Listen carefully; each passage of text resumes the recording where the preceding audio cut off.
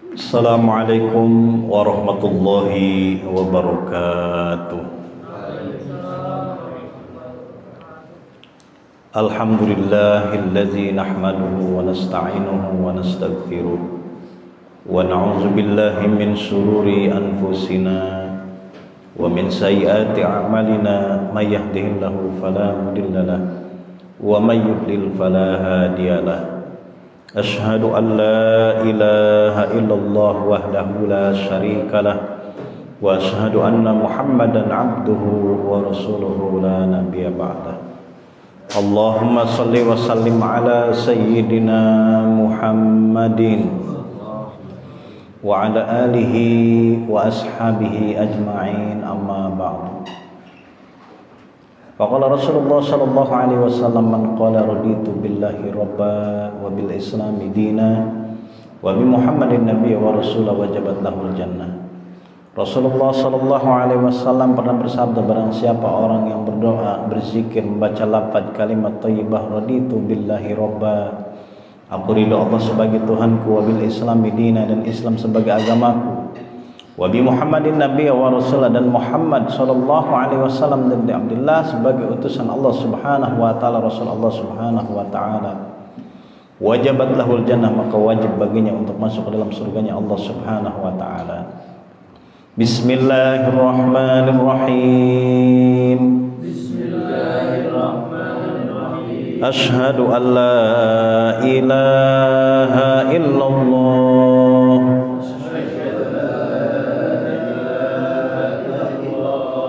wa asyhadu anna Muhammadar Rasulullah. Raditu billahi rabba wa bil islami dina wa bi Muhammadin nabiyya wa rasulah. Rabbi zidni ilman nafi'a warzuqni fahma birahmatika ya arhamar rahimin. Alhamdulillah, summa alhamdulillah, puji dan syukur marilah kita panjatkan kehadirat Allah subhanahu wa ta'ala atas curahan nikmat dan rahmatnya kepada kita, sehingga pada kesempatan yang berbahagia ini kita diberikan oleh Allah subhanahu wa ta'ala kesempatan dan kekuatan untuk hadir di majelis ta'lim ini, di masjid yang kita cintai ini, dalam kerangka talabul ilmi. Mudah-mudahan langkah kaki kita, ayunan tangan kita menuju ke majelis ini dicatat oleh Allah subhanahu wa ta'ala sebagai amal soleh yang bisa menjadi bekal dalam kehidupan kita kelak di yaumil akhir. Salawat teriring salam semoga selalu tercurah pada junjungan kita baginda besar Muhammad sallallahu alaihi wasallam beserta keluarga, sahabat, dan para pengikutnya hingga yaumil qiyamah. Gimana kabarnya semua Bapak sekalian? Sehat ya? Ini masih lebaran apa udah selesai lebarannya? Karena di kita makan lebaran itu selagi rangginang masih ada, dodol masih ada, walaupun lewat bulan Syawal tetap terus lebaran. Makanya yang punya duit mah lebaran terus, tapi kalau Idul Fitri kagak tahu dah. Karena lebaran sama Idul Fitri itu beda. Ya, kalau Idul Fitri berarti kembali kepada kesucian orang yang melaksanakan ibadah puasa, kemudian ibadah puasanya sukses, dia menjadi orang-orang yang lebih dekat dengan Allah Subhanahu wa taala, menjadi ahli ibadah. Makanya dalam Al-Qur'an surat Al-Imran Allah Subhanahu wa taala berfirman, ya ayyuhalladzina amanu taqullaha haqqa tuqatih wa la tamutunna illa wa antum muslimun. Wahai orang-orang beriman, bertakwalah kepada Allah Subhanahu wa taala dengan sebenar-benarnya takwa. Wala tamutunna illa wa antum muslimun, dan jangan sekali-kali kalian mati kecuali dalam keadaan Islam. Ayat ini mengisyaratkan kepada kita agar kita istiqomah di dalam ketaatan, dalam keimanan, dalam ketakwaan. Mungkin saja hari ini kita bisa beriman, hari ini kita bisa hadir ke majelis taklim, hari ini kita bisa berjamaah di masjid yang kita cintai ini, hari ini kita tinggal di lingkungan yang islami, dan anak-anak kita sekolahkan di sekolah-sekolah yang islami. atau di pesantren, tapi tidak ada yang bisa menjamin saat mati dia dalam keadaan Islam. Maka jangan sekali-kali melepaskan keimanan yang ada, yang menancap dalam hati kita dengan hal apapun, dengan alasan apapun. Dan jangan sekali-kali kita mati kecuali dalam keadaan iman, dalam keadaan Islam. Maka asar daripada ibadah puasa yang sudah kita lakukan adalah bagaimana keimanan ini semakin berkualitas, semakin mantap, semakin ahli ibadah. Ya, cuma memang kebiasaan biasanya nuansa ataupun iklim ibadah di bulan Ramadan kadang tidak terbawa. Ya, tidak terbawa setelah pasca Ramadan atau setelah Ramadan. Makanya jangan sampai hilang kebiasaan-kebiasaan ibadah-ibadah yang kita lakukan di bulan Ramadan. Kalau misalkan di bulan Ramadan kita tadarus baca Al-Quran hatam sampai berapa kali? Rata-rata 5 kali ada, 5 kali hatam ya. Tadudung berapa kali hatam Ustaz? 10 kali, subhanallah. 10 juz. Ya kalau rata-rata 3 kali hatam ya. Kalau 3 mah udah bisa ya. Seri teh iya apa hatam ini? Jangan-jangan 1 kali juga bareng-bareng ini ya. Di luar Ramadan juga sama kita laksanakan. Walaupun tidak sampai hatam, walaupun tidak banyak, ya minimal sehari 1 halaman ya kita baca, kita murojaah, kita tadarus.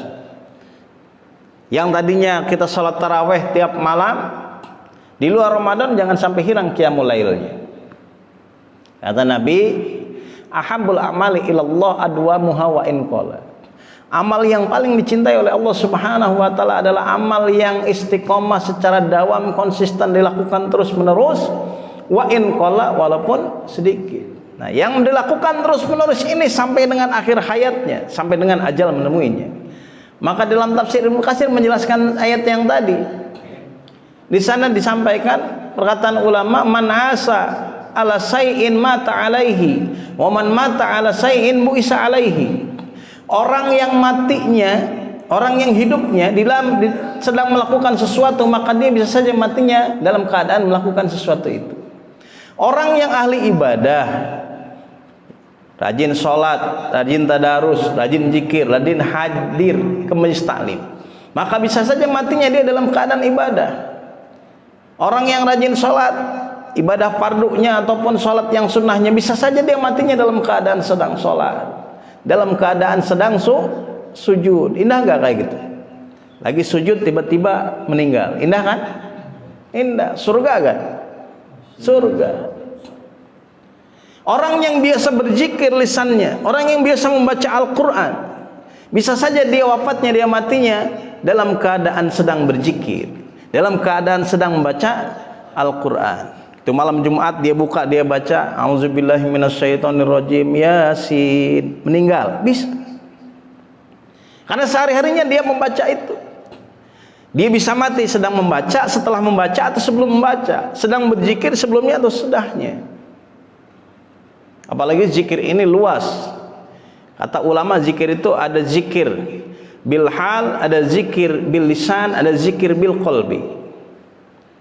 Zikir bil lisan, zikir yang dilakukan dengan lisan, dengan ucapan yang kita sering baca setelah sholat fardu, yang kita baca di luar sholat fardu dengan kalimat-kalimat zikir.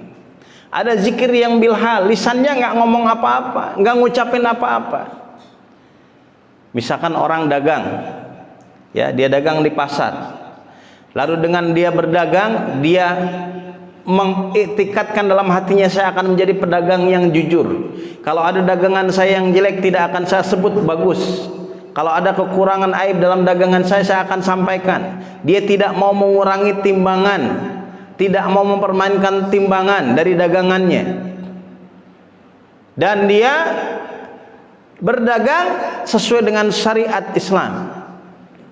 Walaupun dia tidak berzikir lisannya saat dia berdagang, saat dia nunggu tokonya, nunggu warungnya, nunggu dagangannya, tapi dia sesungguhnya sedang berzikir dalam konteks zikir bil hal. Pemimpin yang adil, yang amanah, yang mencintai rakyatnya, yang memperhatikan rakyatnya. Walaupun mungkin lisannya saat dia pidato enggak berzikir, saat dia rapat enggak berzikir, saat dia menemui rakyatnya dia enggak sambil berzikir, enggak ngucapin apa-apa lisannya, tapi sesungguhnya dia sedang berzikir. Tatkala dia lakukan itu, amanah itu, keadilan itu karena Allah Subhanahu wa ta'ala.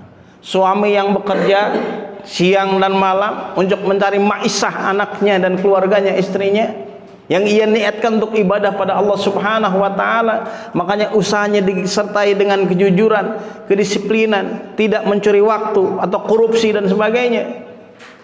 Maka walaupun dia tidak berzikir secara lisan di tempat pekerjaannya, di kantornya, tapi sesungguhnya dia sedang berzikir secara zikir bil lisan.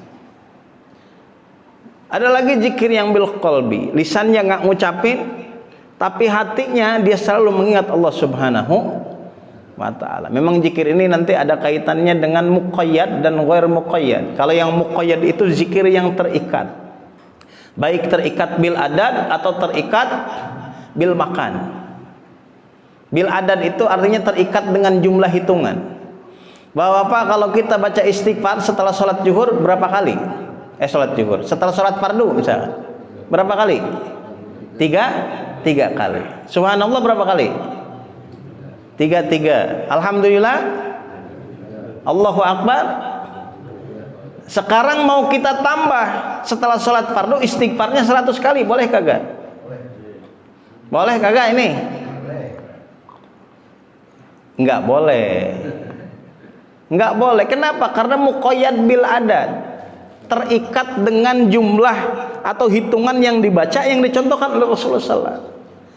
Kira-kira dulu Rasulullah SAW setelah sholat fardu dengan para sahabat misalkan, apakah dia nggak sanggup membaca istighfar lebih dari 3 kali? Sanggup nggak? 100 kali sanggup nggak? Sanggup. Tapi Rasul mencontohkannya 3 kali. Sekarang kita umatnya yang lebih loba, lebih hebatin Nabi. Ya, makanya itu muqayyad bil adad, terikat oleh jumlah hitungan. Kemudian ada muqayyad bil makan. Bapak tadi masuk ke mushola, ke masjid ini baca doa apa? Allahumma ftahli abwaaba rahmatik. Kalau di rumah ke toilet baca doa apa? Allahumma inni a'udzubika minal hubusi wal khabasi. Boleh nggak dibalik? Kan itu sama-sama doanya itu mengagungkan, memuliakan Allah. Boleh nggak pas masuk ke masjid, ke mushola tadi baca Allahumma inni a'udzubika minal hubusi wal khaba'isi? Nggak boleh. Ya, kenapa? Karena itu muqayyad bil makan, terikat sama tempat. Ya. Di luar itu ada waktu-waktu yang bebas, mau zikir istighfar berapa kali pun silahkan, baca tahlil la ilaha illallah berapa kali pun silahkan. Makanya kita harus paham benar dalam hal ibadah ini. Jangan sampai ibadah yang dilakukan tanpa ilmu, ya, seolah-olah merasa lebih hebat, lebih pintar dari Nabi, dari para sahabat yang keimanan jauh di atas kita. Maka orang-orang yang berzikir, biasa berzikir, dia bisa saja dia matinya dalam keadaan sedang berzikir. Dan dalam sehari-hari juga orang yang biasa berzikir mah beda, ya. Orang yang sering ngucapin istighfar, astagfirullah, Allahu Akbar, begitu kaget lisannya ini spontan, astagfirullahaladzim. Naik motor, ya, mau nyenggol atau mau nyerempet orang, tiba-tiba langsung tuh spontan, Allahu Akbar. Coba bapak-bapak, ibu-ibu yang nggak pernah zikir sehari-harinya, begitu kaget kesandung, apa yang diucapin? Kadang perabotan bapaknya suka disebut-sebut, karena nggak dibiasakan. Nah, orang yang berzikir saat mati dia biasa mengucapkan la ilaha illallah, saat dibimbing, ditalkinkan, mudah nggak kira-kira dibaca la ilaha illallah? Mudah, karena tiap harinya dia ucapin kalimat tersebut. Jangan sampai kalau kita punya profesi, misalkan profesinya jadi tukang dagang, misalkan dagangnya dagang sayur atau dagang tahu, tiap hari yang diucapin tahu tiap hari itu, ya.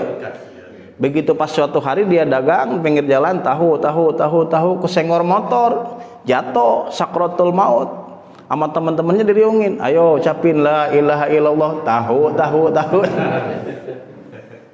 mati. Diiringi dengan zikir pada Allah Subhanahu wa ta'ala. Begitupun juga sebaliknya, orang yang ahli maksiat, orang yang selalu berbuat dosa sehari-harinya, maka matinya dia bisa dalam keadaan sedang melakukan perbuatan maksiat. Banyak orang yang berjudi, tiap harinya berjudi, matinya dia sedang judi. Gitu masang togel tembus 4 angka dapat 100 juta, dia bahagia banget, saking bahagianya dia joget-joget pinggangnya patah, mati. Ada orang yang suka berbuat dosa dengan mengkonsumsi narkoba atau minuman keras, overdosis, mati. Ada kan? Ngisep sabu overdosis, mati. Ada. Atau minum minuman keras, minum alkohol, oplosan dicampur-campur, mati. Ada gak? Ada. Kalau yang dioplosnya, dicampurnya kayak Ustadz Saiful gitu ya, susu campur madu, pakai telur bebek 5 biji malam Jumat. Tambah lagi sebelumnya makan sate 20 tusuk kambing setengah matang. Wah, itu mah beda yang dioplosnya ya. Orang yang berbuat dosa, zina dan sebagainya, dia sehari-hari melakukan itu, maka bisa saja dia matinya dalam keadaan melakukan hal tersebut. Dan nanti dibangkitkan dalam hal melakukan yang sama. Man asa ala syai'in mata alaihi, wa man mata ala syai'in bu'isa alaihi. Maka orang-orang yang sering hadir di majelis taklim, bisa saja dia matinya lagi ngaji, pulang dari majelis taklim meninggal, itu surga kan sedang jihad. Subhanallah. Mau Pak pulang dari pengajian meninggal masuk surga mau? Ustaz Dudung mau? Mau jadi ulah ayeuna ora keneh cenah. Kamu karek sekali kawin. Mudah-mudahan kita bisa istiqomah ya, meningkatkan terus kualitas keimanan ketakwaan kita pada Allah Subhanahu wa taala pasca Ramadan, dan kita bisa menjadi orang-orang yang senantiasa berada di dalam ketaatan dan ketakwaan sampai dengan akhir hayat kita. Allah wafatkan kita dalam keadaan iman, dalam keadaan husnul khotimah. Baik, kajian kita sekarang surat Al-Baqarah ayat 62. Sebelumnya mohon keikhlasannya dibacakan. Ada Ustaz Rustam, mangga. Bismillahirrahmanirrahim.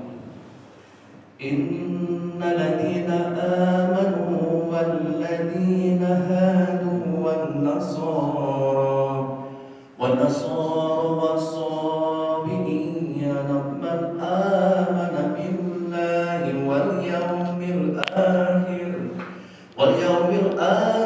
wa 'amila shalihan falahum ajruhum 'inda rabbihim ولا خوف عليهم ولا هم يحزنون وإذ أخذنا ميثاقكم ورفعنا فوقكم الطور خذوا ما آتيناكم بقوة واذكروا ما فيه لعلكم تتقون ثم توليتم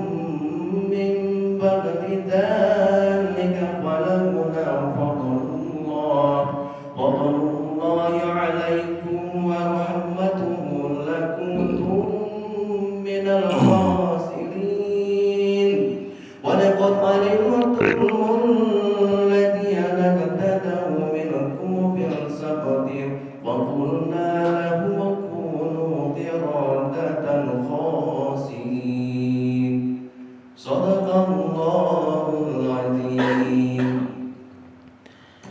A'udzubillahi minasyaitonirrajim. Innal ladzina amanu, innal ladzina, sesungguhnya orang-orang yang amanu, mereka beriman, bil anbiya'i min qablu, yaitu beriman kepada para nabi yang telah lalu, walladzina, dan orang-orang yang hadu, hum al yahudu, yaitu orang-orang Yahudi, Siapa orang-orang Yahudi ini? Orang-orang Yahudi ini adalah anak cucu keturunan dari Nabi Ibrahim yang lahir dari ibu Siti Sarah. Ya, Siti Sarah melahirkan Ishak, Yakub, Daud, Sulaiman, Musa, dan terakhir Nabi Isa alaihi salam. Di antara anak-anak mereka ada yang bernama Yahuda, ya, Yahudi. Kemudian dulu pertemuan sebelumnya dijelaskan bagaimana kekufuran orang-orang Yahudi atau Bani Israel ini. Tatkala Allah berikan berbagai macam nikmat, tatkala Allah perlihatkan berbagai khariqul ada, hal-hal yang spektakuler yang di luar akal manusia, diperlihatkan tanda-tanda kebesaran kekuasaan Allah Subhanahu wa taala. Bahkan diberikan makanan khusus manna wa salwa, daging burung dara dan madu. Apa yang mereka katakan? Wa id qultum ya Musa lan nasbiru ala ta'amin wahidin fad'u lana rabbaka yukhrij lana mimma tumbitul ard mim baqliha wa qissaiha wa fumiha wa adasiha wa salih. Wahai Nabi Musa, kami enggak puas dengan makanan yang cuman gini-gini aja. Tolong minta kepada Tuhanmu untuk memberikan kepada makanan kepada kami selain ini. Qala atastabdiluna allazi huwa adna billazi huwa khair. Lalu dikatakan kepada mereka, apakah kalian ingin mengganti hal yang lebih baik dengan hal yang kurang baik? Udah dikasih makanan enak, malah mintanya yang kagak enak. Apa? Mentimun, bawang-bawangan, kacang-kacangan. Padahal dikasihnya makanan-makanan yang lezat, yang nikmat sebelumnya. Kemudian ihbitu misron fa inna lakum ma sa'altum. Kalau kalian mau seperti itu, pergi ke suatu tempat yang di sana ada yang kalian inginkan. Wa duribat alaihimuz zillatu wal maskana. Dimanapun engkau berada, maka engkau akan menjadi orang yang hina dan orang yang penuh dengan kenistaan. Maka dari dulu orang-orang Yahudi ini yang hatinya sudah buta, mata hatinya udah keras, summa qasat qulubukum mim ba'di dzalika fahiya kal hijarah au asadu qaswa. Lebih keras daripada batu, seperti apapun ditampakkan kepada dia kekuasaan kebesaran Allah SWT, tetap mereka tidak beriman, mereka kufur. Dan Allah hukum mereka. Zalika bi annahum yakfuruna bi ayatillah wa yaqtuluna an-nabiyina bi ghairil haq. Karena sebab mereka kufur terhadap ayat-ayat Allah, tidak mau beriman kepada ayat-ayat Allah, kepada Taurat dan kepada apa yang dibawa oleh Rasulullah sallallahu alaihi wasallam. Wa yaqtuluna an-nabiyina bi ghairil haq, dan juga mereka membunuh rasul-rasul, nabi-nabi yang diutus oleh Allah Subhanahu wa taala kepada mereka. Jadi kalau zaman sekarang ada orang nggak senang sama kiai, sama ulama, nggak senang sama ustad, ya, kalau ustad ceramah rada keras sedikit, udah dicapnya radikal, udah dicapnya anti NKRI. Ternyata zaman dulu juga ada, bahkan lebih parah, dibunuh, bukan hanya dipenjara. Maka mereka telah melakukan perbuatan yang melampaui batas. Jalika bi annahum kanu yakfuruna bi ayatillahi wa yaqtuluna nabiyana bi ghairil haq.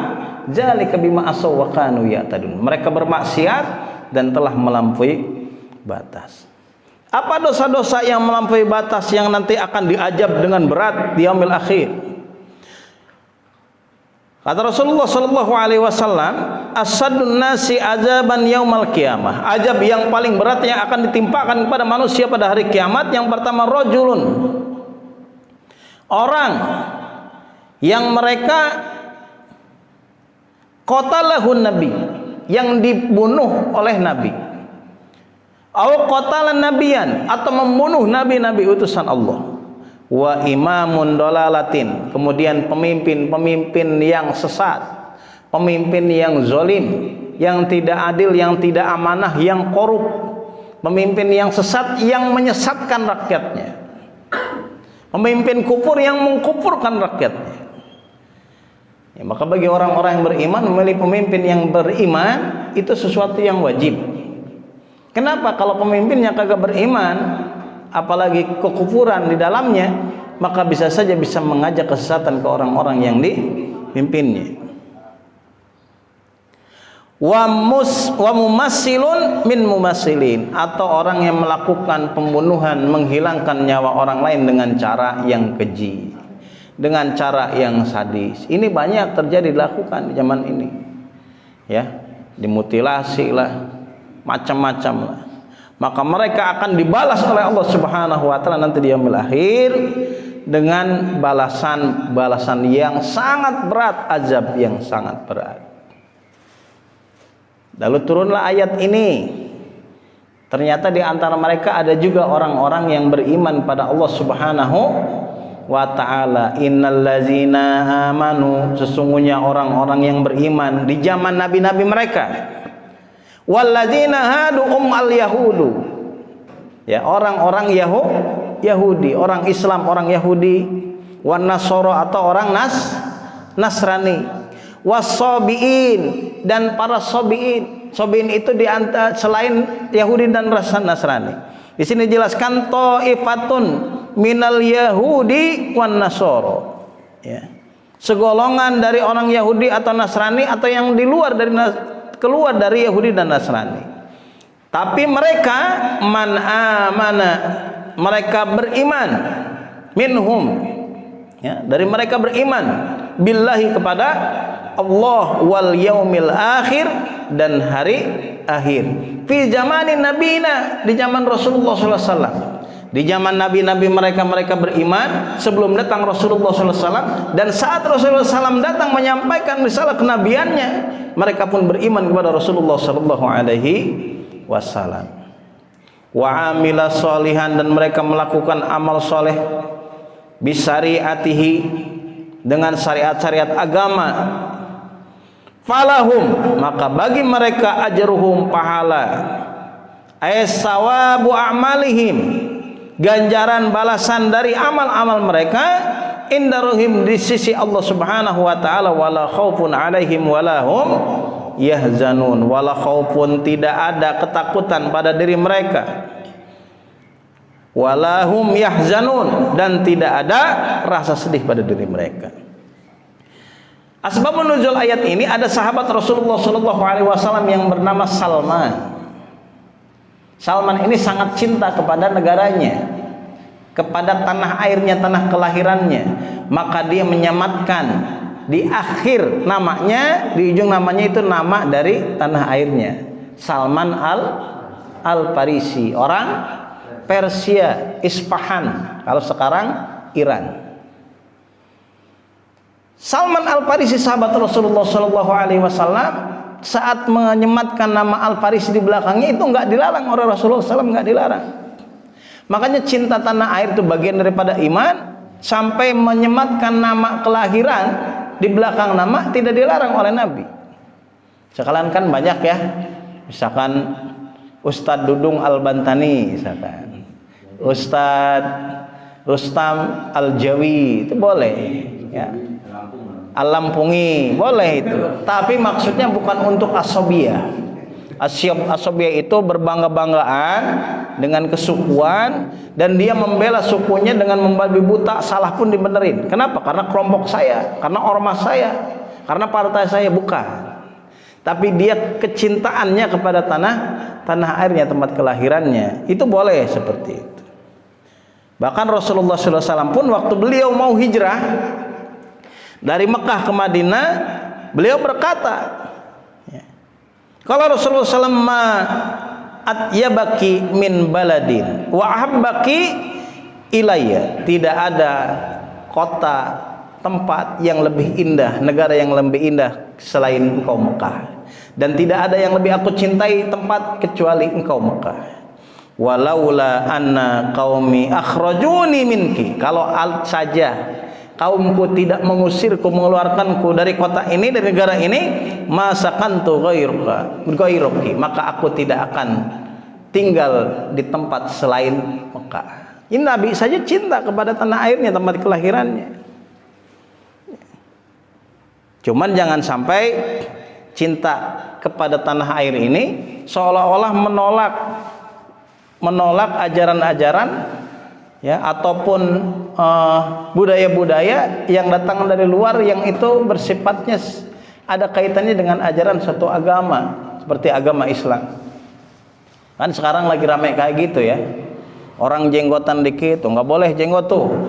Jenggot itu budaya Arab. Kalau budaya Islam kagak jenggotan. Banyak yang punya jenggot dicukurin. Itu nggak boleh kayak gitu. Bangga bukan bangga dalam artian membabi buta kepada hal-hal yang tidak dibenarkan. Ya itu asabiah namanya, nggak boleh. Pokoknya saya suku Sunda lebih hebat nih, yang lain menumpang semua di sini. Itu kan nggak boleh kayak gitu. Tapi cinta kepada tanah air, ingin membangun, ingin membesarkan, ingin memberikan kemaslahatan, termasuk cinta kepada negara kesatuan Republik Indonesia. Ini dilakukan oleh Salman Al Farisi. Salman ini dulunya adalah beragama Zoroaster. Zoroaster itu menyembah api. Dan dia melakukan perjalanan. Saat dia melewati sebuah gereja, dia melihat orang-orang Nasrani sedang beribadah. Lalu dia ingin masuk ke dalam agama Nasrani.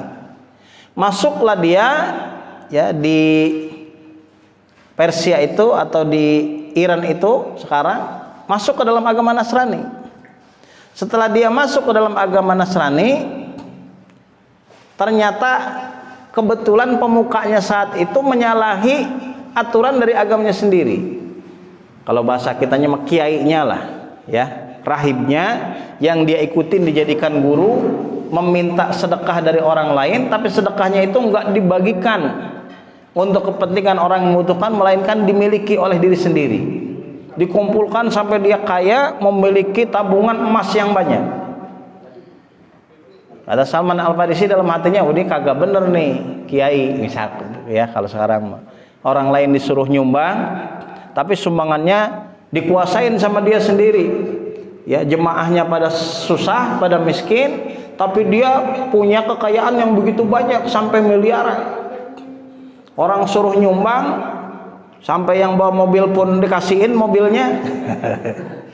Pulangnya naik ojek, tapi dia sendiri kagak nyumbang, malah kaya sendiri. Ya, itu kagak bener nih. Ini zaman dulu Salman ya, Salman. Kemudian saat dia mati ditanyakan, di mana aku bisa menemukan pembimbing agama yang harus aku ikutin? Kemudian kata orang ini, pergilah ke Sam. Lalu si pembimbingnya ini mati, rahibnya ini, dia pergi ke Sam sambil memperlihatkan kepada jemaahnya saat itu, ini orang ini telah melakukan kedustaan dalam hal agama. Dia meminta sumbangan, tapi sumbangannya itu tidak dibagikan kepada orang yang tidak mampu, melainkan dikuasai yang dimilikinya. Ini buktinya, ada emas simpanan dia, hasil dari mungut ke jemaah, sumbangan dari jemaah, sedekah dari jemaah. Akhirnya dia pergi ke Sam. Di Sam pun dia bertemu dengan tokoh agama Nasrani, dia mengikuti belajar di sana. Begitu sedang sakit sekarat, dia bertanya, kemana aku harus belajar agama sebagai pembimbingku? Pergilah ke Irak. Begitu meninggal di Sam gurunya, Salman pergi ke Irak. Kemudian di Irak, Salman kemudian pergi ke Romawi. Nah, di Romawi lah beliau bertemu dengan seorang guru yang ditanyakan kepada guru ini, kalau engkau tiada harus belajar kemana aku tentang hal agama?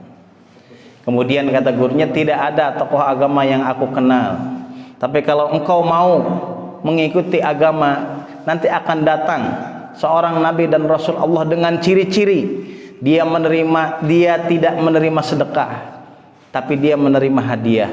Ada tanda-tanda kenabian pada diri dia. Dia berada di daerah Jazirah Arab. Kemudian Salman Al Farisi ini pergi ke daerah Arab, tepatnya ke Madinah. Ya, ke Madinah itu tahun 5 Hijriah. Di Madinah, di Kuba, beliau bertemu dengan Rasulullah Shallallahu Alaihi Wasallam, dan dia melihat, bahkan mengalami sendiri, dengan uang yang dikumpulkan memberikan kepada Rasulullah SAW sedekah. Sedekah itu diambil oleh Nabi lalu dibagikan kepada sahabatnya Nabi, tidak makan sedikit pun. Wah, ini benar nih. Ini adalah Nabi yang dicontohkan, yang diberikan ciri-cirinya, tanda-tandanya oleh gurunya. Lalu diperhatikan tubuh Rasulullah SAW. Di tubuh Nabi ini, ya, di punggungnya ada khatamun nabiyyin, ada stempel kenabian. Dan Nabi tahu Salman sedang memperhatikannya, dibukalah pakaiannya dan ternyata benar di sana ada tanda-tanda kenabian. Ya, yang begitu harum. Kemudian Salman pun menangis, dia memeluk Rasulullah SAW masuk Islam. Jadi perjalanannya itu begitu panjang. Dan Salman Al-Farisi juga yang saat terjadi perang Parit atau perang Khandaq atau perang Ahzab pada tahun 5 Hijriah, beliau yang memberikan masukan tentang strategi membuat parit. Saat itu umat Islam prajuritnya kurang lebih 3.000 orang menghadapi pasukan kafir yang jumlahnya 10.000 sampai 15.000 orang. Supaya terlindungi dari kepungan pasukan kafir, maka kaum muslimin atas saran, atas masukan dari Salman Al-Farisi membuat parit, disebut dengan perang Khandaq. Namanya cukup dengar saat itu. Bertanya Salman Al-Farisi kepada Rasulullah sallallahu alaihi wasallam, "Sa'altun Nabiyya sallallahu alaihi wasallam an ahli dini kuntu ma'ahum." Aku bertanya kepada Rasulullah SAW tentang ahli agama yang dulu sebelumnya, waktu aku juga masih bersama dengan mereka. Tatkala Salman Al-Farisi bertanya itu, maka turunlah ayat ini. Innal ladzina amanu wal ladzina hadu wan nasara was-sabiina man amana billahi wal yaumil akhir wa amila sholihan. Orang-orang Islam, orang-orang yang beriman, orang-orang Yahudi, orang-orang Nasrani yang mereka man amana billahi wal yaumil akhir, beriman kepada Allah dan beriman kepada hari akhir, maka bagi mereka pahala, bagi mereka balas pesan. Falahum ajruhum inda rabbihim, dari Tuhan kalian, dari Tuhan mereka. Wala khaufun alaihim walahum yahjanun, tidak ada kesedihan atau ketakutan pada diri mereka. Ru'ya mereka dijaga oleh Allah Subhanahu wa taala. Fi dhamirin amana wa amila lafzuman wa fi ma ba'du maknaha. Di sini dijelaskan domir dari amana wa amila, dan kalimat amila yaitu lafaz man, ya, itu bermakna umum, artinya siapa saja di antara mereka. Yang kalau dia orang Yahudi, orang Nasrani, orang Yahudi di zaman Nabi Musa, orang Nasrani di zaman Nabi Isa, atau di zaman Nabi dan Rasul Allah yang Allah utus kepada mereka, karena tidaklah suatu kaum itu melainkan ada pembimbing yang diutus oleh Rasulullah, oleh Allah Subhanahu wa taala. Walaqad fi kulli ummatin walaqad ba'asa fi kulli ummatin rasulan an ibudullaha wajtanibut taghut. Dan pada setiap kaum diutus oleh Allah Subhanahu wa taala seorang rasul untuk beribadah kepada Allah dan menjauhi yang namanya taghut, Tuhan-tuhan selain Allah. Jadi pengikut Nabi Isa, pengikut Nabi Ibrahim, pengikut Nabi Musa, orang-orang Yahudi, orang-orang Nasrani yang beriman kepada nabinya di zaman nabinya, ya, setelah wafat maka dia akan masuk surga. Ini jumhur ulama. Begitu juga mereka yang hidup di zaman Rasulullah SAW, mereka menerima keimanan, kenabian, beriman kepada Rasulullah SAW, mereka akan mendapatkan kebahagiaan surga. Berarti masuk Islam. Pertanyaannya, ini ada generasi-generasi atau kaum-kaum yang hidup dakwah Islam sebelum sampai ke sana, ya. Makanya saya pernah sampaikan kan, coba Bapak hafal gak 7 keturunan ke atas? Hafal gak? Saya dong hafal 7 ke atas, ya. 7 keturunan ke atas, siapa tahu aja ada yang ketujuh di atasnya kakek kita, ya kakek buyut kita orang terkaya misalkan. Ya, pas kita keturunan ke-8 udah habis kekayaannya tinggal bangsat. Jangan ke-7, ke-4 saja itu namanya udah aneh-aneh. Ke-4 ya. Satu, kita hafal bapak kita. Bapak kita bapaknya siapa? Bapak kita bapaknya siapa lagi? Sampai ke-4 saja di Indonesia yang asli sini, asli Indonesia maksudnya. Itu namanya udah aneh-aneh. Kadang pakai nama-nama hewan. Ya. Kenapa? Ya, karena memang agamanya belum sampai dakwah Islam kepada mereka. Bisa Hindu, bisa Buddha, ya, bisa kejawen asli, bisa agama Sunan Ambu, Sunda Wiwitan. Karena belum sampai dakwah kepada mereka. Bagaimana orang yang dia saat itu hidup di zaman fatroh. Zaman fatroh itu zaman kekosongan Nabi. Ada yang mengatakan ke zaman kekosongan Nabi itu jarak antara Nabi Isa dengan Nabi Muhammad Rasulullah Sallallahu Alaihi Wasallam. Karena nabi-nabi sebelumnya dari Bani Israel itu diturunkan hanya ke kelompok-kelompok mereka saja. Berarti kurang lebih 570 tahun kekosongan Nabi. Atau zaman dari Nabi Ismail ke Nabi Muhammad Rasulullah Sallallahu Alaihi Wasallam. Jadi zaman-zaman fatrah ini jangankan di Cilengsi, di Arab sendiri belum ada Nabi waktu itu. Rasulullah SAW belum diutus waktu itu. Bagaimana di sini atau di daerah Jawa yang belum tersentuh oleh dakwah saat itu, belum mendengar berita tentang orang yang menyampaikan agama Islam tentang Allah Subhanahu Wa Taala, dia masuk Islam, masuk surga apa kagak kalau meninggal? Hah? Ini ulama berbeda pendapat, tapi jumhur ulama, orang yang hidup di zaman yang belum sampai dakwah kepada mereka atau zaman fatrah, maka mereka akan masuk surga kalau mereka mengikuti fitrahnya. Apa fitrahnya? Fitrahnya itu kebaikan. Kullu mauludin yuladu alal fitrah. Kan yang namanya kebenaran ada yang bersifat universal, kejujuran, kesabaran, tidak menyakiti orang lain, tidak mencuri, tidak berzina. Ya, hal-hal yang seperti itu kan tetap baik.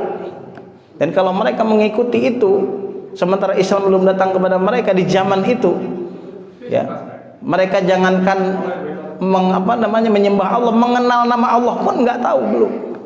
Maka orang mengikuti fitrahnya, jumhur ulama berpendapat mereka akan masuk surga. Begitu juga orang-orang yang meninggal saat dia belum balik. Zaman sekarang pun sama. Ya, kalau ada non muslim punya anak atau orang kafir punya anak, meninggal anaknya sebelum dia besar, baru 3 tahun, baru 2 tahun meninggal, itu masuk surga, masuk neraka? Hah? Masa orang baru 1 tahun hidup meninggal langsung disiksa, dosa naon intinya. Allah itu maha adil, ya, maha adil. Maka tidak akan menghukum orang-orang yang kecuali di sana telah disampaikan dakwah, telah disampaikan kepada mereka tentang agama. Tapi kalau sudah sampai dakwah kepada mereka, walaupun hanya sebatas pengetahuannya belum banyak, tapi mereka enggak beriman, baru mereka yang akan dihukum sesuai dengan kekufurannya. Makanya ada perselisihan di kalangan ulama bagaimana ibunda dan ayahanda Rasulullah Sallallahu Alaihi Wasallam, apakah mereka masuk surga? Ini dua ulama berbeda pendapat, tapi jumhur ulama, ayah dan ibunda Rasulullah Sallallahu Alaihi Wasallam mereka akan masuk surga. Kenapa? Walaupun mereka belum memeluk Islam, tapi saat itu Islam belum datang kepada mereka, Rasul pun belum dilahirkan, tapi mereka mengikuti fitrahnya, bahkan mereka telah mengenal Allah Subhanahu wa Ta'ala, tidak menyembah berhala sedikit. Maka jangan sampai ada anggapan bagaimana kalau hidup di zaman sekarang, orang baru mengenal Islam selewatan doang, ustadz belum ada. Nah itu udah sampai dakwah tuh. Tapi kan di agama yang lain ayat ini nih dijadikan landasan, walaupun dia orang Yahudi, dia Nasrani, atau di luar Yahudi dan Nasrani, kalau dia orangnya baik, beramal soleh, bisa masuk surga. Iya, bisa masuk surga, tapi di zaman nabinya. Ya, orang pengikut Nabi Isa ya di zaman Nabi Isa, pengikut Nabi Musa ya di zaman Nabi Musa. Yang belum tersentuh, kalau dia mengikuti kebaikan dari fitrahnya, jumhur ulama berpendapat mereka akan masuk surga. Anak orang-orang non-muslim yang wafat, yang meninggal sebelum mereka balik juga akan masuk surga. Itu jumhur ulama ya, walaupun nanti ada yang berpendapat, oh enggak, mereka dilihat kecondongannya, condong ke kuburan apa tidak ke keimanan, apakah amal soleh. Nanti akan diuji kecondongannya itu.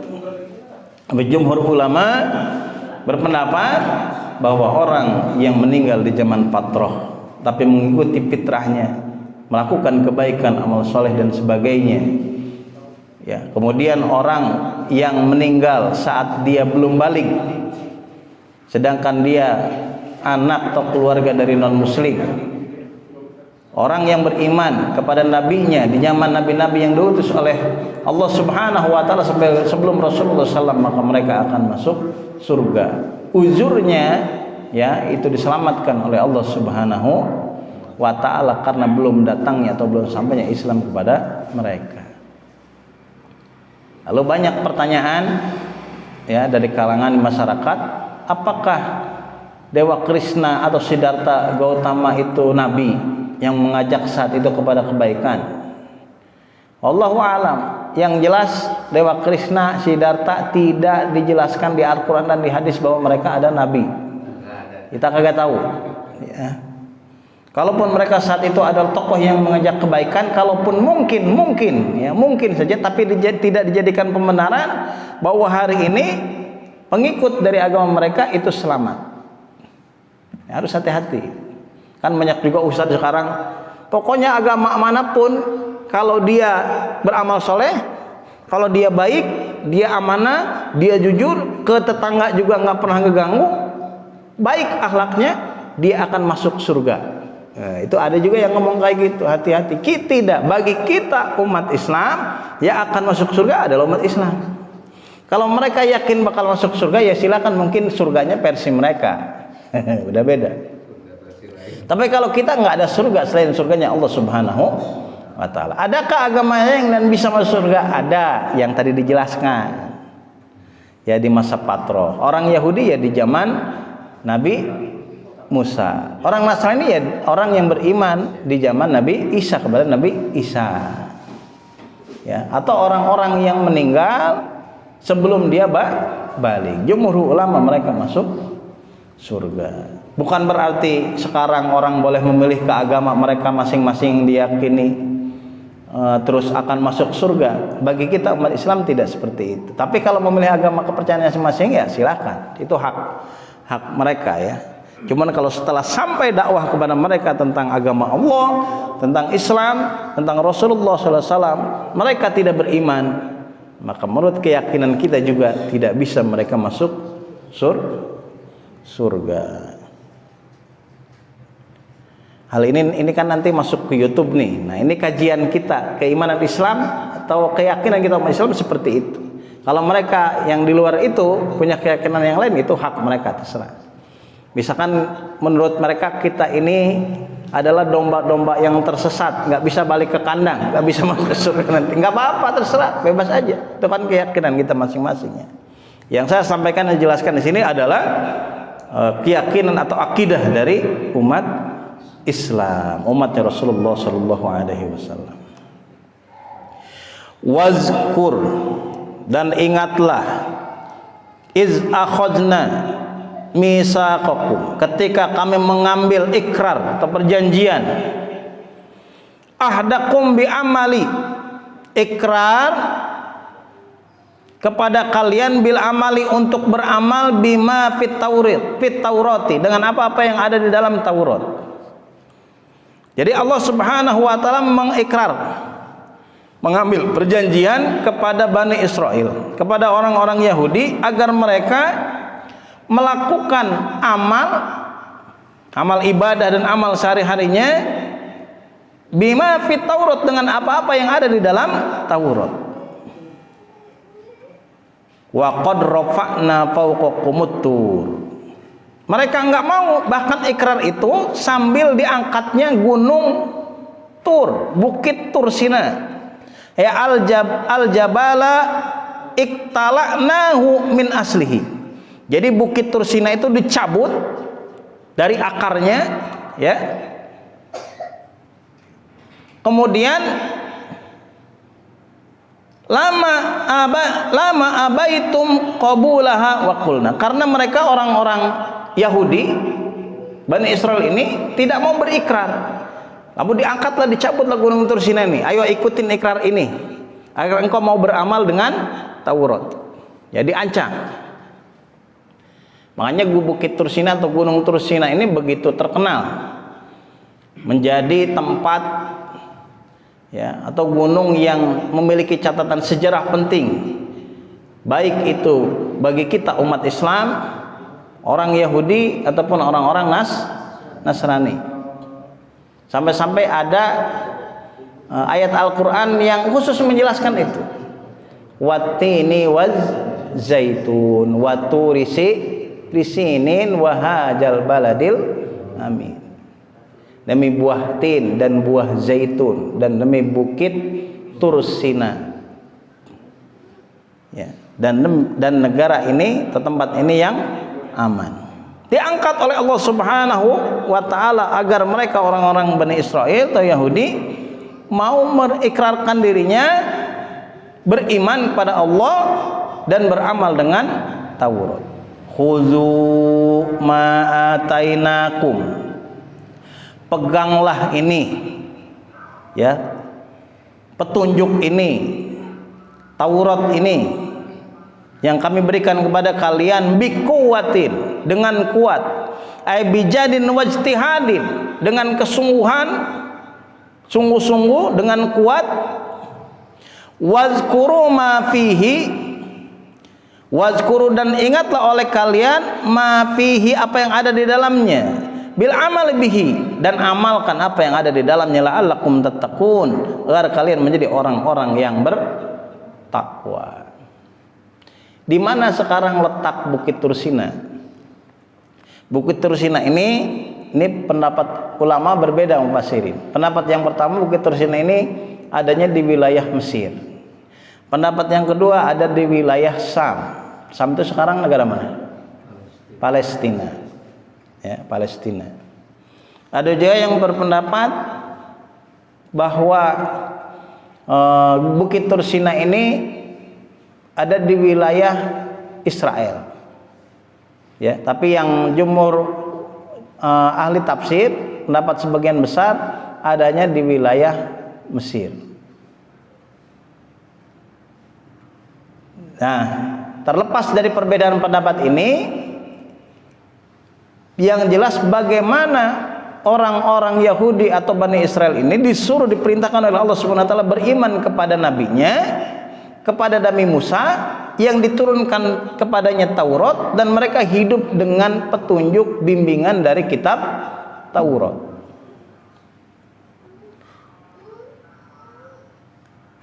Agar apa? Agar mereka mendapatkan keselamatan di dalam kehidupannya menjadi hamba-hamba Allah yang bertakwa. Ai an-naro au al-ma'asi, mereka terpelihara dari perbuatan-perbuatan dosa atau perbuatan-perbuatan maksiat. Sama seperti kita. Mereka orang-orang Yahudi kalau beriman kepada Taurat, dengan Taurat yang benar, bahkan di sana dijelaskan bagaimana kenabian yang akan datang, nabi terakhir Nabi besar Muhammad Rasulullah SAW, mereka pasti akan beriman kepada Rasulullah SAW. Kita umatnya Rasulullah SAW, tatkala Allah turunkan kepada kita Al-Quran, la raiba fihi, yang tidak ada keraguan sedikit pun di dalamnya, hudan lil muttaqin, petunjuk, pegangan, pedoman hidup, lil muttaqin, bagi orang-orang yang bertakwa. Sama dengan ayat ini. Saat itu Taurat juga diturunkan untuk keselamatan, la'allakum tattaqun, agar kalian menjadi orang-orang yang bertakwa, selamat dunia dan akhirat, selamat dari neraka. Maka kalau orang jauh dari kitabnya, jauh dari Al-Quran, ya, maka akan mendapatkan kesesatan dalam kehidupannya. Tapi kalau mereka menjadikan Al-Quran sebagai imamnya, menjadikan Al-Quran sebagai pedoman hidupnya, maka akan mendapatkan keselamatan dalam hidupnya. Kira-kira kalau pedoman itu perlu dipahami gak? Perlu. Kalau bapak beli motor, kebetulan motor itu ada manual booknya, tulisannya maaf ya, karena belinya dari Cina atau dari Jepang, tulisannya bahasa Cina yang bahasa Jepang kabeh. Begitu dibuka terjemahnya bukan bahasa Sunda, bukan bahasa Indonesia, bahasa Inggris. Kita kalau kagak ngerti nggak bisa mengoperasionalkan alat itu. Datanglah ke penerjemah, ya artinya naon ya tulisan kos kieu ya. Diterjemahin kan, disalin ke bahasa Indonesia. Buat apa? Buat diikutin manual booknya. Ini Al-Quran bahasa Arab. Benar, membacanya saja menjadi pahala. Al-muta'abbadu bitilawati, bacanya dong udah jadi pahala. Sampai kata Nabi, man qara'a harfan min kitabillah falahu hasanatun wal hasanatu bi asri amsalihha. Orang yang membaca satu huruf saja dalam Al-Quran, maka dia akan mendapatkan satu kebaikan, dan satu kebaikan yang dilipat gandakan menjadi 10 kebaikan. La aqulu alif lam mim harfun walakin alif harfun wal lam harfun wa mim harfun. Aku tidak berkata alif lam mim itu satu huruf, melainkan alif satu huruf, lam satu huruf, mim satu huruf. Kalau kita baca alif lam mim berarti 3 huruf, 3 kebaikan dikali 10 berarti 30 kebaikan. Kalau baca Kahfi, Yasin di malam Jumat kira-kira berapa huruf? Udah kagak kehitung. Satu hurufnya dikalikan 10. Bacanya aja doang udah jadi kebaikan. Kira-kira kita lebih enak baca Al-Quran apa lebih enak baca WA, Pak? Lebih sering megang HP, baca WA di grup-grup, apa lebih sering megang Al-Quran? Jadi akhir zaman ini luar biasa ya. Kalau orang zaman dulu mungkin HP belum ada, TV masih jarang, radio ge butut kene. Begitu selesai sholat maghrib nggak kemana-mana, baca Quran. Selesai sholat isya baca Quran, ngantuk tidur. Kalau sekarang kagak. Ya, jangankan sholat maghrib, sholat malam, mau sholat aja udah qomat aja HP masih dipegang. Habis sholat nggak zikir dulu. Oh iya ya HP penting ya WA. Subhanallah. Itu bacanya saja. Benar menjadi pahala, tapi kalau dibaca doang kagak dipahami maknanya, tafsirnya, kira-kira bisa jadi pegangan nggak? Bisa diikutin nggak? Nggak bisa. Makanya di samping kita membaca tilawah juga dipahami maknanya, tadabburi maknanya apa. Setelah ditadaburi baru diamalkan isinya. Ya. Kalau di sana berbicara tentang perintah, laksanakan perintah itu. Berbicara tentang larangan-larangan, jauhi larangan-larangan itu. Itu semuanya ada di dalam Al-Quran sebagai sumber hukum Islam yang pertama dan utama dalam agama Islam. Memang bisa dijadikan apa saja, nggak perlu ngerti mananya udah berpahala. Bahkan kalau dibaca menurut beberapa orang, ya di ayat-ayat tertentu itu bisa menjadi wasilah. Ya, kalau dia misalkan yang sakit dibacain bisa jadi obat, bisa saja. Ngusir setan bisa jadi, bisa aja. Bahkan ada orang yang pengen kebal juga bisa saja. Bahkan ada orang yang pengen dapetin, misalkan udah jomblo bertahun-tahun, 15 kali nembak cewek ditolak terus supaya ganteng wajahnya. Ya walaupun hitam tapi kelihatan seperti Arjuna ireng. Tiap malam Jumat dibaca surat Yusuf biar ganteng kayak Nabi Yusuf. Ya walaupun wajahnya nggak berubah tapi penglihatan perempuan bisa berubah, bisa saja. Tapi nggak sesuai tempat. Harusnya itu Al-Quran buat pedoman hidup malah dijadikan kayak gitu. Bisa nggak? Ya bisa aja. Sama kayak HP. HP itu kan buat telepon kan? Buat PA, buat telepon tuh HP itu fungsinya. Tapi kalau kita lagi jalan tiba-tiba ada anjing nyerang kita, kita lempar pakai HP bisa nggak? Bisa, rusak HP-nya. Ya. Makanya jadikan Al-Quran ini sebagai pedoman hidup. Kita baca menjadi pahala kebaikan untuk kita. Kita pahami maknanya, kita amalkan isinya. Ya, tentunya secara maksimal sesuai kemampuan kita. Summa tawallaitum, kemudian mereka berpaling, a'raduhum, atau menyalahi ikrar mereka. Wallahu a'lam bishawab, wa ilahil marji'u wal ma'ab. Nanti kita lanjutkan di ayat ke-64 masih surat Al-Baqarah. Jemaah sekalian rahmati Allah, mungkin itu kajian yang kita bisa bahas pada pertemuan pagi ini. Nanti mau ada tanya jawab sebelum kita tutup dengan doa kafaratul majelis? Ada pertanyaan? Ya, silakan Ustaz. Assalamualaikum warahmatullahi wabarakatuh. Waalaikumsalam warahmatullahi wabarakatuh. Manakah status orang yang meninggal dunia tenggelam dan tidak diketahui jenazahnya? Itu statusnya di Islam seperti apa? Atau memang mati syahid atau mati dengan ketentuan yang lain? Begitu? Iya. Waalaikumsalam warahmatullahi. Jadi mati syahid ini banyak. Ulama membagi mati syahid itu dua, ada syahid dunia, ada syahid akhirat. Di antaranya mereka yang mati syahid ini orang yang kena wabah penyakit taun, ya kalau kemarin mungkin penyakit COVID-19, itu syahid. Mau dimandikan atau nggak dimandikan? Kalau kemarin kan nggak dimandikannya karena takut nular ya. Kemudian orang yang melahirkan, orang yang kena racun, sakit perut dan sebagainya. Kemudian orang yang mati tenggelam, itu juga syahid. Kalau memang sudah dicari kemana-mana nggak ketemu, pas dia lagi renang di situ, kemungkinan besar dia di situ, ya, dan banyak yang prediksi dia meninggal walaupun jasanya tidak ditemukan, ya dia meninggal, matinya mati syahid. Gimana sholatnya? Sholatnya pakai sholat gaib. Cuman kadang di kita aneh itu, walaupun orangnya ada, bisa ada sholat gaib juga, aneh itu. Kalau sholat gaib itu kalau orangnya nggak ada, paham nggak Pak? Misalkan ada tokoh besar meninggal di Jakarta, meninggalnya karena sakit, disolatin di Jakarta. Kalau kita mau nyolatinnya ke Jakarta sana, tapi karena itu bukan duit jauh, orang sholat gaibnya, karena pejabat orang meninggal di Jakarta, bareng-bareng kita sholat gaib, itu nggak gaib, itu ada jenazahnya. Nggak gaib itu jenazahnya yang nggak ada. Mungkin ada dalil lain yang dipakai, yang nggak tahu saya. Kemudian syarat orang yang meninggal syahid ini, dia memang orang yang beriman.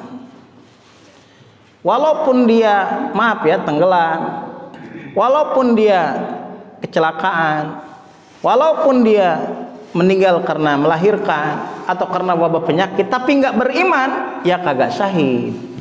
Yang syahid itu kalau dia beriman, emang sehari-harinya dia emang sholatnya rajin, akhlaknya bagus, ibadahnya bagus, meninggal dengan kondisi yang tadi disebutkan, berarti dia syahid. Iya, harus beriman, walaupun syahidnya syahid akhirat. Jenazahnya tetap dimandikan kalau ada, tetap diurus kalau ada. Misalkan orang yang meninggal melahirkan nih, kan dia kalau syahid kan nggak perlu dikapani kan, nggak perlu dimandikan, maksudnya tinggal dikapani, dikubur.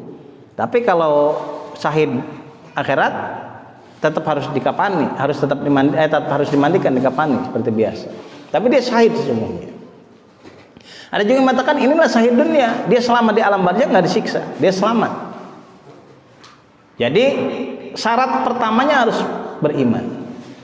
Kan ada disampaikan juga ciri-ciri orang yang wafatnya husnul khotimah, di samping dahinya berkeringat, juga wafatnya di hari Jumat. Itu di antara ciri-ciri wafat husnul khotimah. Pas di hari Jumat meninggal, oh mulia banget. Sekarang ada orang meninggal di hari Jumat, tapi matinya digubugin gara-gara ketahuan maling, mati. Husnul khotimah kagak itu? Kagak, karena walaupun matinya hari Jumat, dia sehari-harinya nggak beriman. Tapi kalau dia ahli ibadah, dia orang beriman, akhlaknya mulia, meninggal di hari Jumat, insya Allah itu salah satu tanda ciri husnul khotimah. Jadi lihat dulu, syarat utamanya harus dalam keadaan iman. Ya. Cukup ya? Masih ada? Terima kasih atas perhatiannya. Mohon maaf atas segala kekurangannya. Kita akhiri dengan membaca hamdalah dan doa kafaratul majlis. Alhamdulillahirabbil alamin. Subhanaka Allahumma bihamdika asyhadu an la ilaha illa anta astaghfiruka wa atubu ilaik. Wallahul muwaffiq ila aqwamit thoriq. Nasrun minallah wa fathun qarib. Assalamualaikum warahmatullahi wabarakatuh.